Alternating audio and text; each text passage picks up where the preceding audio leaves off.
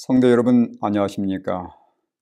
23년도의 마지막 안식일을 맞이하게 되었습니다. 그리고 마지막 교과를 오늘 저희가 함께 공부하게 되겠습니다. 지금까지 함께 하신 여러분 모두에게 하나님의 축복이 함께 하시길 바라고, 또 특별히 이 영상을 촬영하는 데 큰 도움을 주었던 우리 합회 선교부의 우리 김용대 계장님, 다시 한번 깊은 감사를 드립니다. 하나님의 은총과 축복이 여러분 모두 함께 하길 바라면서 오늘 마지막 안식일 마지막 교과의 내용을 다루도록 하겠습니다. 여러분 교과를 공부하기 전에 먼저 잊지 마시고 꼭 안교 활동반 시간을 통해서 지난주 우리가 함께 내어드렸던 그 시작교회와 함께해요, 그 선교의 그 내용들을 꼭 다시 한번 점검할 수 있게 되기를 간절히 바랍니다. 오늘은 제13과입니다. 제목은 하나님의 선교의 끝이란 제목이고, 각 소지별로 제목을 말씀드리면 일요일 소지, 계시록 마지막 때의 하나님의 선교, 월요일 새 천사의 기별과 선교, 화요일 마지막 위기, 수요일 선교의 성공, 목요일 선교의 완결, 이런 제목들 가지고 이번 교과를 저희가 공부해 보도록 하겠습니다. 13과 하나님의 선교의 끝입니다. 기억절입니다. 베드로후서 3장 11절과 12절의 말씀이 선정되었는데 읽어드리도록 하겠습니다. 모든 것이 이렇게 풀어지리니 너희가 어떠한 사람이 되어야 마땅하냐? 거룩한 행실과 경건함으로 하나님의 날이 임하기를 바라보고 간절히 사모하라.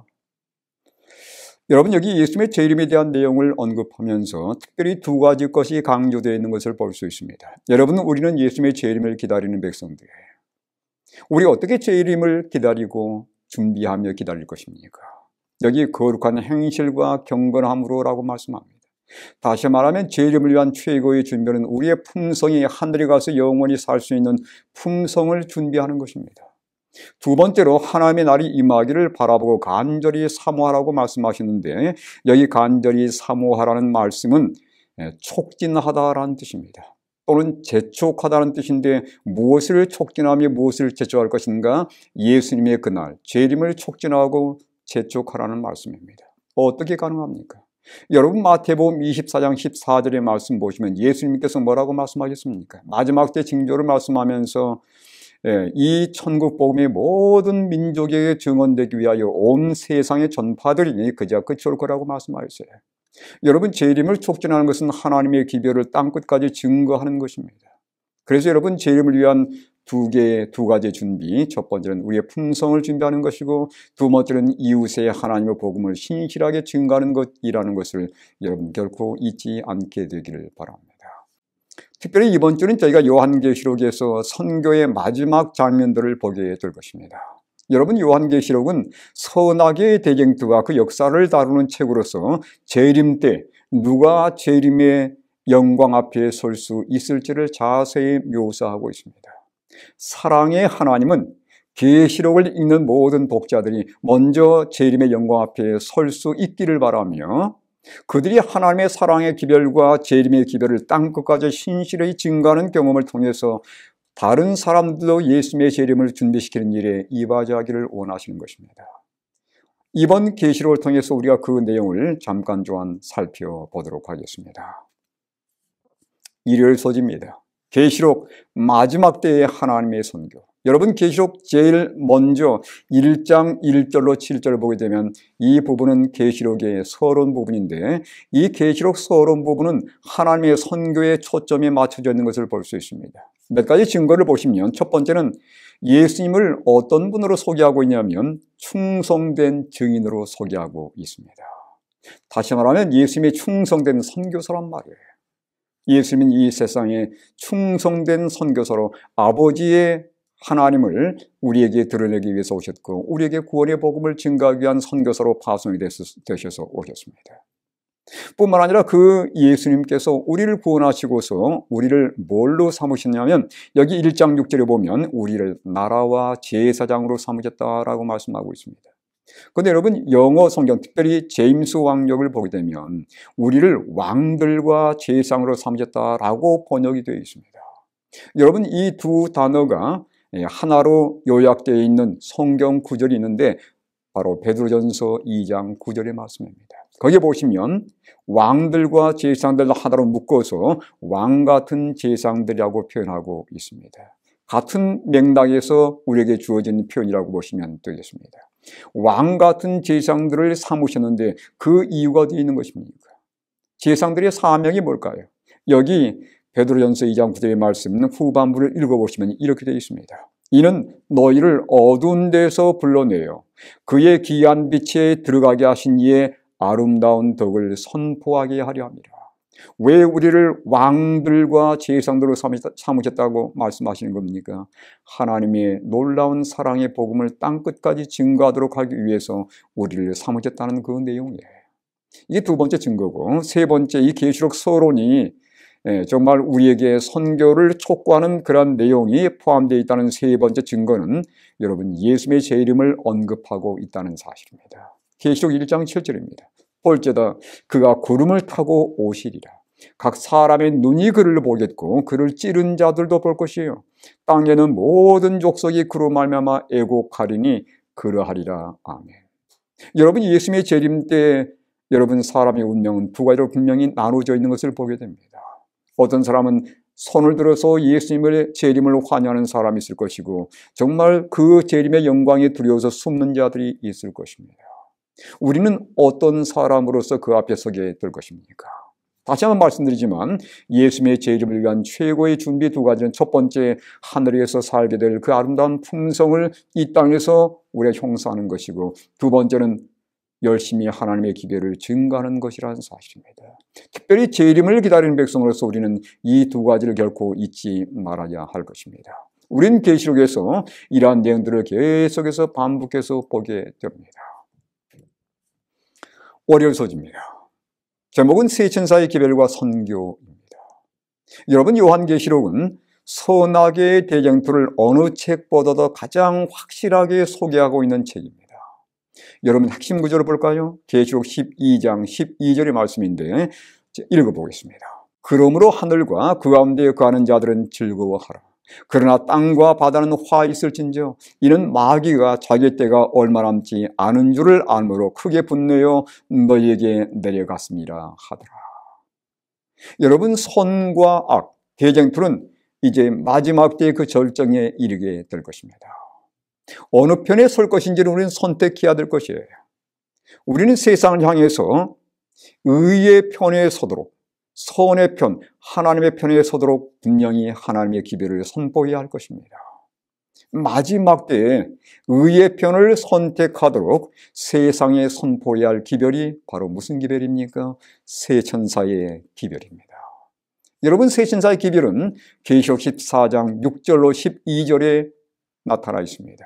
첫째 천사의 기별 14장 6절과 7절인데요. 내용은 뭐냐면 심판의 때가 이르렀으니 복음을 믿고 신실하게 전하라는 기별입니다.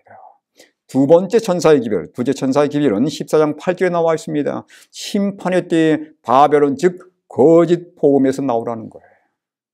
세 번째, 셋째 천사의 기별이죠. 14장 9절로 12절의 말씀입니다. 심판의 때에 복음으로 악을 이기라는 말씀입니다. 여러분 그 복음이 무엇입니까? 예수를 믿게 됨으로 하나님의 계명과 일치하는 삶을 살 수 있다는 것이 하나님의 복음입니다. 이렇게 사는 사람들이 무엇을 이길 수 있어요? 악을 이길 수 있는데 그 악이 바로 뭐냐면 짐승과 그의 우상을 이기는 경험입니다. 이게 셋째 천사의 기별이에요. 다시 말하면 이 세 천사의 기별을 이렇게 요약할 수 있겠습니다. 예수를 온전히 믿게 되며 하나님의 계명을 온전히 순종할 수 있게 되고 하나님의 계명을 온전히 순종하게 될 때에 우리는 죄를 온전히 이길 수 있다는 것입니다. 이것이 바로 세 천사의 기별입니다.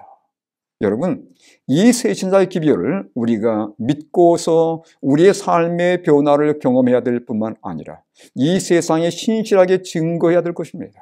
이게 우리에게 맡겨진 마지막 때의 사명인데 계시록 14장 6절의 말씀입니다. 또 보니 다른 천사가 공중에 날아가는데 땅에 거주하는 자들 곧 모든 민족과 종족과 방언과 백성에게 전할 영원한 복음을 가졌더라.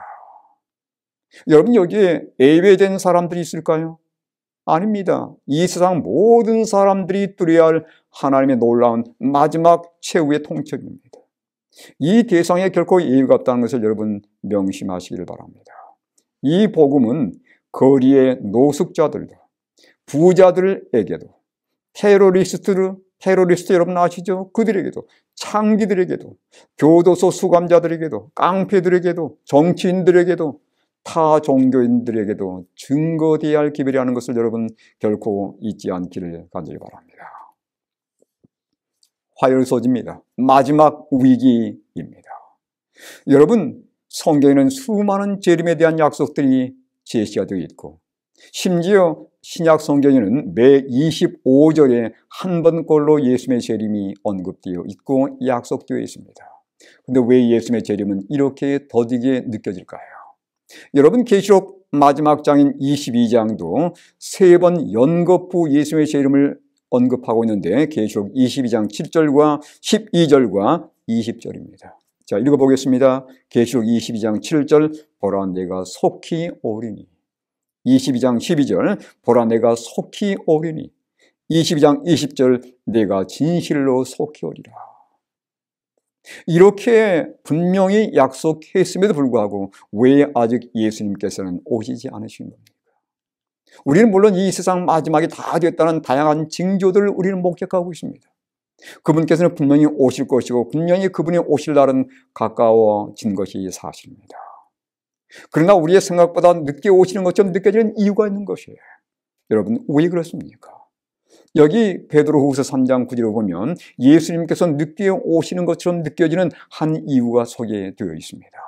베드로후서 3장 9절의 말씀입니다. 주의 약속은 어떤 이들이 더디다고 생각하는 것 같이 더딘 것이 아니라 오직 주께서는 너희를 대하여 오래 참으사 아무도 멸망하지 아니하고 다 회개하기에 이르기를 원하시느니라. 여러분, 예수님께서 늦게 오시는 것처럼 느껴지는 이유는 바로 이것 때문입니다. 다시 말하면 예수님은 한 영혼이라도 더 구원받도록 하기 위해서 더디게 오시는 것처럼 느껴진다는 것을 여러분 기억하시기 바랍니다. 다시 말하면 우리의 선교 사명을 다시 한번 우리에게 일깨워주는 그 내용이라는 것을 여러분 명심하시게 되기를 간절히 바랍니다. 여러분, 마지막 세상이 거의 다 맞춰져 가면서 이 세상은 엄청난 위기를 맞게 될 것입니다. 우리가 아까 봤던 말씀처럼 계시록 12장 12절에 보면 여기 중간에 이렇게 표현하고 있습니다. 마귀가 자기 때가 얼마 남지 않은 줄을 알므로 크게 분내어 너에게 내려갔습니다. 여러분, 우리는 마지막 때 마귀의 분노를 경험하게 될 것입니다. 이 사탄의 분노, 마귀의 분노는 어떻게 이 세상에 나타나게 될까요? 첫 번째는요, 대대적인 미혹으로 나타나게 될 것입니다. 다시 말하면 강신술이 여기에 포함되어 있습니다. 마태복음 24장 24절에 보면 거짓 그리스도들과 거짓 선자들이 일어나 큰 표적과 기사를 보여 할 수만 있으면 누구까지도요 택하신 자들도 미혹하리라. 여러분, 마지막 때 수많은 사람들이 강신술의 이적에 넘어갈 것이고 그들이 미혹당해서 마귀의 편에 서게 될 것입니다. 이게 바로 사단의 첫 번째 분노인 것입니다. 할 수만 있으면 택하신 자들도 미혹하는 것입니다. 두 번째요, 사단의 분노는 어떻게 나타날 것인가? 대대적인 파괴와 핍박으로 나타날 것입니다. 마지막 때 여러분, 사탄은 이 세상에 각종 재난과 재해를 일으킬 거라고 대쟁투 589쪽에 말씀하고 있습니다. 우리가 보는 지진과 그 다음에 태풍과 홍수와 그 다음에 그 외에 여러 가지 천연재해들, 여러분, 사탄은 이것들을 일으킨다고 말씀하고 있습니다. 그래서 누구에게 모든 것에 대한 핑계를 대냐면 바로 소수의 믿는 자들 때문에, 충성된 자들 때문에 이런 일이 일어난다고 그렇게 핑계를 대면서 그들에게 막대한 핍박을 가하게 될 것입니다. 여러분, 대쟁투 590쪽을 참고하시기를 바랍니다. 이러한 마지막 때, 위기 때에 사탄은 미혹과 바퀴로 세상을 완전히 장악할 때인데, 여러분, 우리가 선의 편에 설 건지 악의 편에 설 것인지 우리는 마지막 때의 최후의 선택을 해야 할 것입니다. 여러분, 중간지대는 없습니다. 예. 하나님의 편 아니면 마귀 편입니다. 이러한 때에 우린 세상에 하나님께서 우리에게 원하시는 것이 무엇이고 우리가 어떻게 영원한 생명을 누릴 수 있고 죄라는 것이 무엇인지를 세상을 향해서 외쳐야 되지 않겠습니까? 이게 바로 우리에게 주어진 선교 사명인 것입니다. 수요일서지입니다. 선교와 성공입니다. 여러분, 선교의 성공은 뭘로 측정할 수 있을까요? 여러분, 예수님께서 하늘로 승천하기 전에 마지막 남긴 선교대 사명 기억하십니까? 그러므로 너희는 모든 민족으로 제자를 삼으라고 말씀하셨어요. 여러분, 제자를 많이 삼는 것이 선교의 성공이라고 우리는 그렇게 말씀드릴 수 있습니다. 어떤 사람이 제자입니까? 여러분, 제가 몇 가지 성경줄을 말씀드리겠습니다. 누가복음 14장 26절에 보면 물은 내게 오는 자가 자기 부모와 처자와 형제와 자매와 더욱이 자기 목숨까지 미워하지 아니하면 능히 내 제자가 되지 못하고. 여러분, 어떤 사람이에요? 예수님을 삶의 첫째로 삼는 자입니다. 두 번째는 누가복음 14장 27절 누구든지 자기 십자가를 지고 나를 따르지 않는 자도 능히 내 제자가 되지 못하리라. 다시 말하면 날마다 자아를 십자가에 못 박는 자가 진정한 제자라고 하는 것입니다. 세 번째요, 누가복음 14장 33절 자기의 모든 소유를 버리지 않으면 능히 내 제자가 되지 못한다고 말씀합니다. 다시 말하면 마음속에 이기심을 버리고 희생을 아끼지 않는 자가 진정한 제자라는 것이에요. 네 번째, 너희가 내 말에 거하면 참으로 내 제자가 되고, 요한복음 8장 31절의 말씀입니다. 말씀을 부지런히 연구할 뿐만 아니라 충실하게 그 말씀에 순종하는 자들이 진정한 제자라는 거예요.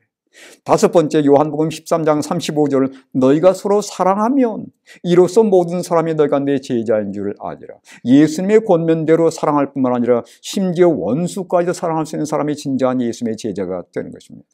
여섯 번째, 요한복음 15장 8절 너희가 열매를 많이 맺으면 내 아버지께서 영광을 받으실 것이요 너희는 내 제자가 되리라. 다시 말하면 두 가지 열매입니다. 성령 열매와 함께 다른 영혼들을 예수님께 인도하는 그 영혼의 열매. 여러분, 우리가 진정 변화돼서 예수님과 같은 아름다운 품성을 갖게 되고 성령의 열매가 우리 삶 속에 맺히게 되면 우리는 다른 사람들도 예수님께 인도할 수 있는 그러한 영혼의 열매도 얼마든지 맺게 된다는 사실입니다. 예수님은 우리에게 뭘 바라시는 것입니까? 내가 먼저 예수님의 신실한 제자가 되고 다른 사람들도 제자를 삼는 그 일에 우리가 동참하기를 바라시는 것입니다. 목요일 소지입니다. 선교의 완결입니다. 여러분, 제7일 안식일을 예수 재림교회 대총회가 관심을 기울이고 있는 그 족속들이 있는데 그들을 우리는 뭐라 부르냐면 미전도 종족이라고 부릅니다. 미전도 종족, 무슨 의미입니까? 외부의 도움 없이는 자신의 종족들에게 복음을 전할 수 없는 상태의 종족들로서, 다시 말하면 복음이 여전히 약한 그런 나라들, 그런 민족들을 의미하는 것입니다. 기독교인의 비율이 2% 미만인 종족을 가리키는데 현재 미전도 종족은 전 세계 7,400여 개라고 합니다. 세계 인구의 42%에 해당이 되며 인구 32억 명이 미전도 종족에 속해 있다는 사실입니다. 여러분, 그들은 자체적으로 하나님의 복음을 증거할 수 없으니 너무도 열악하기 때문에 그렇습니다. 재정적으로, 인력적으로 너무도 빈약한 것입니다.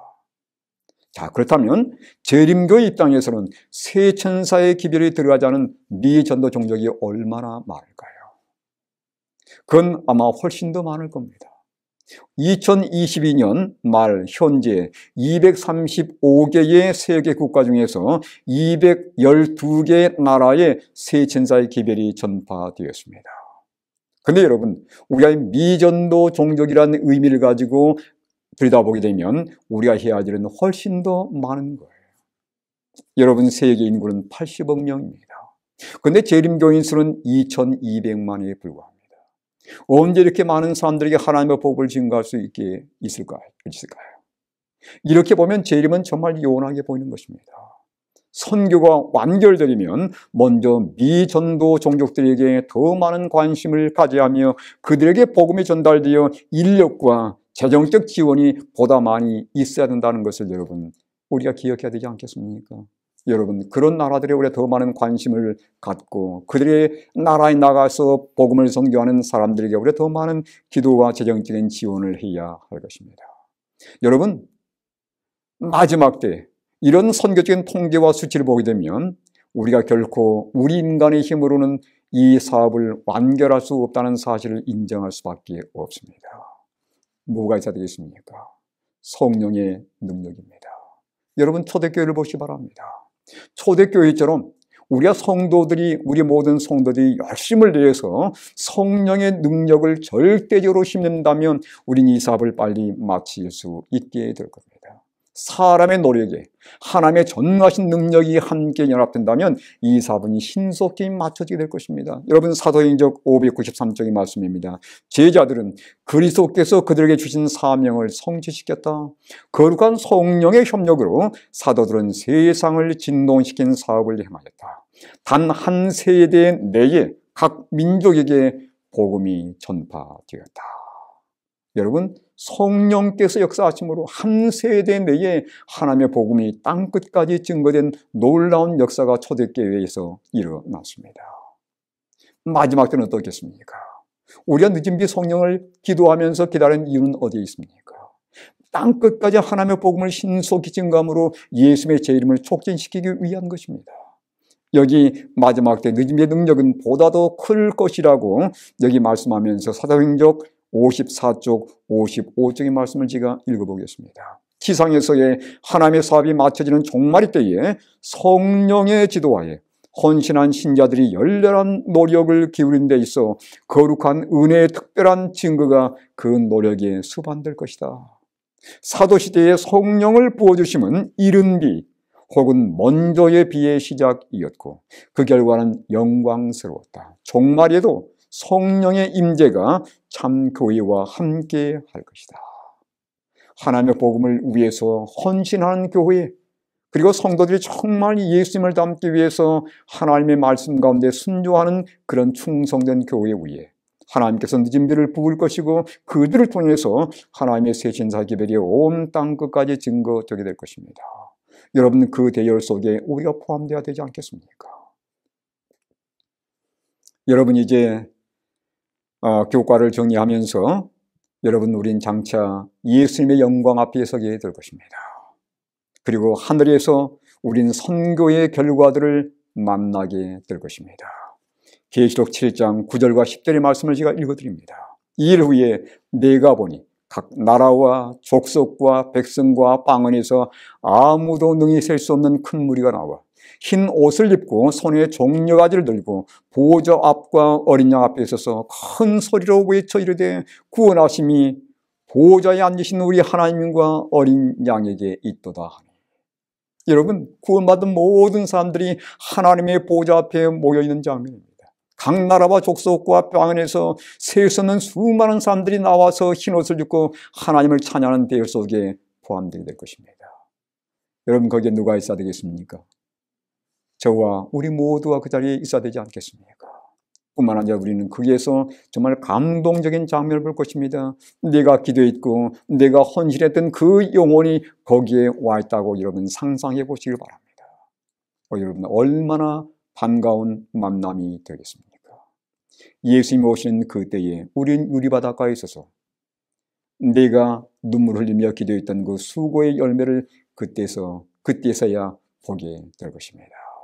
주님 오시는 그때에 그 모든 영광을 함께 누리시는 믿음의 성도들이 되기를 간절히 바라면서 끝까지 복음 선교에 충실하기를 다시 한번 부탁을 드리며 이번 교과를 매듭 짓도록 하겠습니다. 하늘에서 만나는 우리 모든 성도들이 되십시다. 감사합니다.